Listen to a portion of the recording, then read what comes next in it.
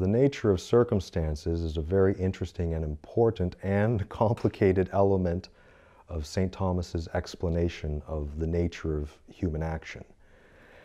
And he introduces it in question 7 of the Prima Secundae Pars of the Summa Theologiae, but he develops it later. But in question 7, when he gives an overview of circumstances, he explains circumstances in light of the literal meaning of the word.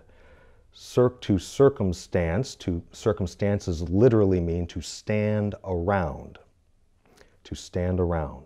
Circumstance, to stand around. And so then Aquinas moves to other things which also stand around something else.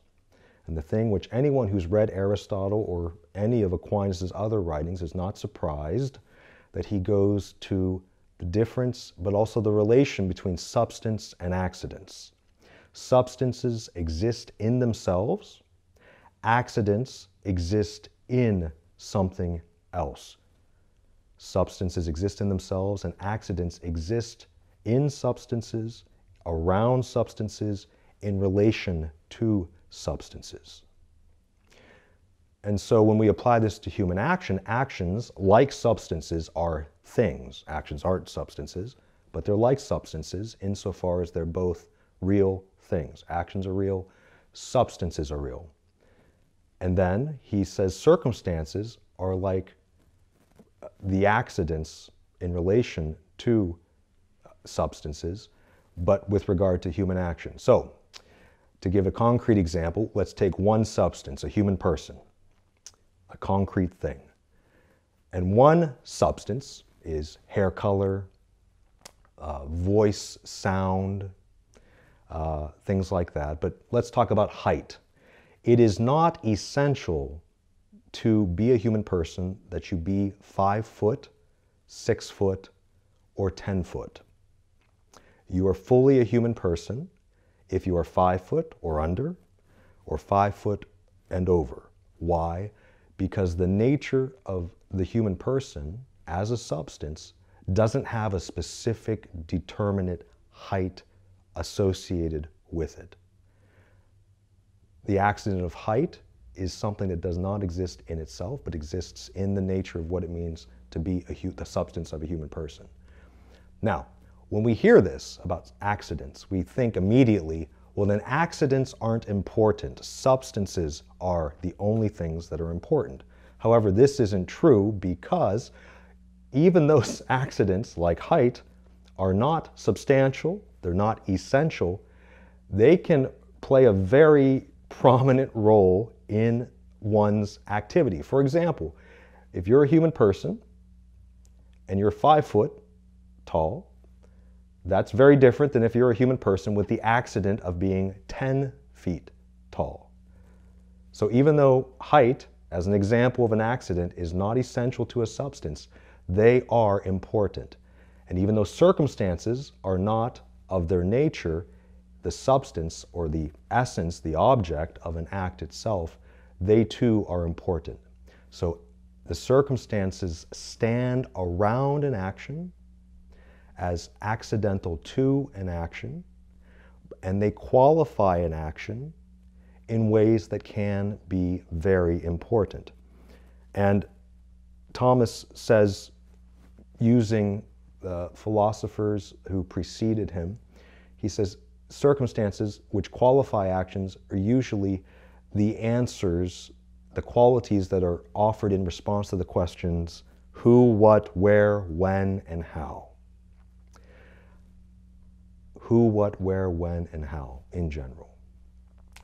Now, again, circumstances are not of the essence of an action. However, they can affect it. So for example, if we have a circumstance which affects the act itself, so let's say we have the act of joke telling. Joke telling is joke telling is joke telling, whether I'm with my family or whether I'm at a funeral. However, telling a joke with family and or friends, we would think, has a different goodness quality to it than if I were to be at a very serious, sad moment like a funeral and perform the same act of joke telling. So circumstances can affect the act itself. Also, Thomas explains that circumstances can affect the cause of an act. So let's imagine or envision the act of a compliment. I compliment my mother. Now, a compliment is a compliment. Mom, you look very nice today. Now, if I say that with the intention of affirming my mother, the same act of saying, Mother, you look very nice today, that's different than if I say that same compliment, give that same compliment with the intention of flattering my mother so that she gives me that gift that I've always wanted. So circumstances, again, based on the motivation that is around the act, can affect the cause of an act. And finally, Aquinas also notes here in question 7 that circumstances can affect the end, or I'm sorry, the effect can affect the effects of an act. So, for example, playing with fireworks. If it's the 4th of July, playing with fireworks has a good effect.